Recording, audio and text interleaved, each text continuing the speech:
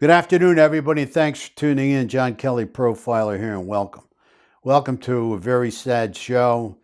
What's going on with the missing women of Colorado? And now we have a serial killer by the name of Psycho in the mix. You know, if you want to take a look at this guy, I mean, he looks pretty psycho, if you want to ask me. One thing I want to tell you is that everybody's innocent until proven guilty in a court of law. The other thing I want to mention is we have a channel out there. It's called Thrive.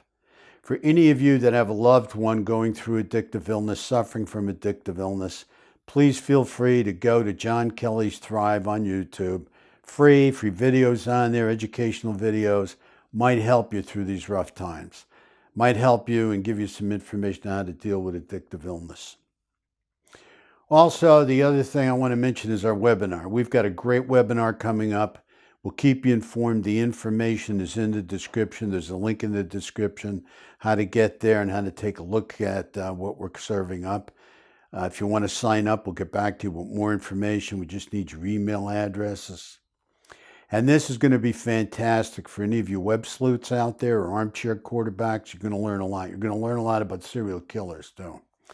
It's kind of appropriate. That's what we're talking about today with Mr. Psycho. Again, you know, he's innocent until proven guilty, but they found 3 bodies on property that he's connected to. So we're going to see what happens here.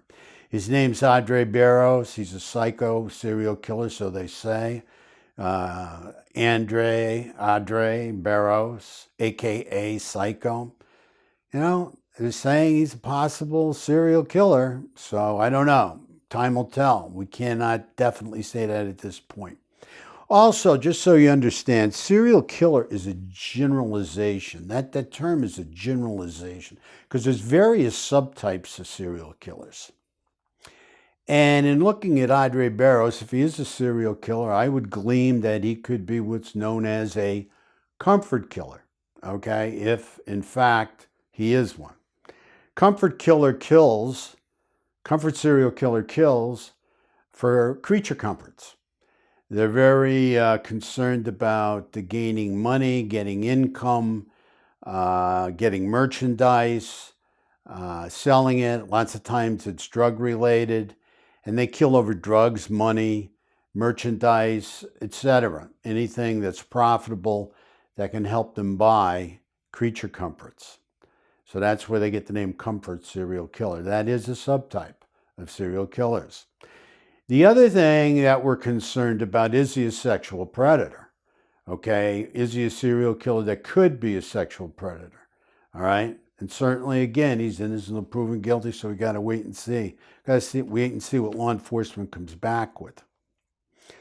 The other thing I'm very interested in is the search of his property. I mean, how far did the authorities go in the search of his property? Because right off the hop, they're talking about finding 3 bodies.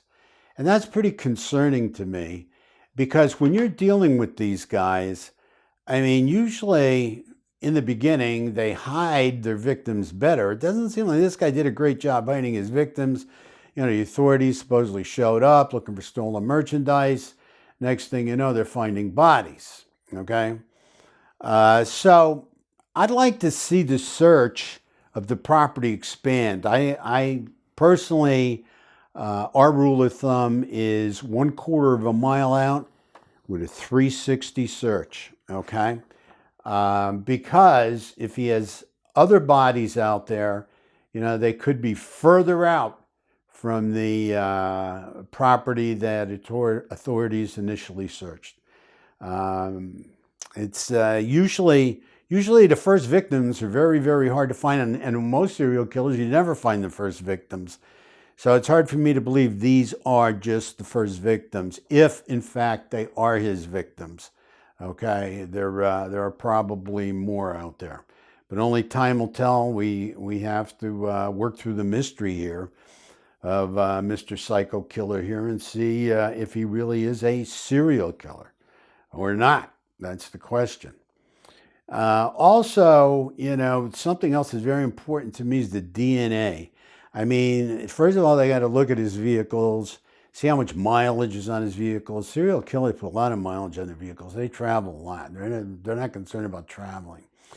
But also in the vehicles, you might find other DNA. You could find DNA that may not belong to any of the bodies, or they can find DNA along with the DNA of the bodies that were found on the property.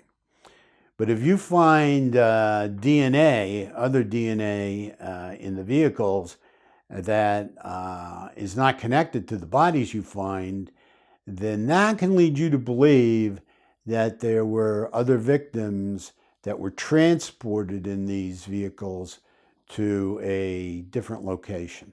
Okay, they're going to cover all this. These guys are very good out there in Colorado. They've dealt with a number of serial killers over the years, take my word for it. So they're going to be all over this. We just have to wait for them to come back with more information. With all that being said, our primary focus is on the bottom line. And the bottom line is, where are the missing women of Colorado? We want to find them. And we're going to stay on this until we get some answers. There's nothing worse than having a loved one missing. Are they wet? Are they hungry? Are they cold? Do they have a place to sleep?